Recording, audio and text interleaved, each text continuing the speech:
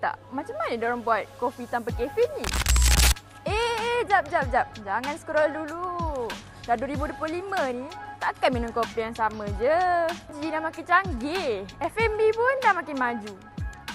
Nampak tak apa yang aku pegang ni? Inilah dry freeze coffee decaffeinated. Maksudnya kopi tanpa kafein. Dalam ni, 99% tak ada langsung kafein. Ini, dia rasa tetap premium, aroma tetap padu tau. Dan sesuai untuk orang yang nak elakkan ataupun kurangkan kafein. Tapi, kenapa korang nak kurangkan kafein ni? Ini tak bagus ke untuk korang? Korang rasa macam mana? Cuba korang komen kat bawah. Korang pernah terfikir tak macam mana diorang buat kopi tanpa kafein ni? Aku sendiri pun tak terfikir. Yang best sangat kopi ni tanpa kafein ni. Apa kelebihan kopi ni? Siapa yang nak minum kopi tanpa kafein ni? Nak tahu tak macam mana kafein tu dibuang?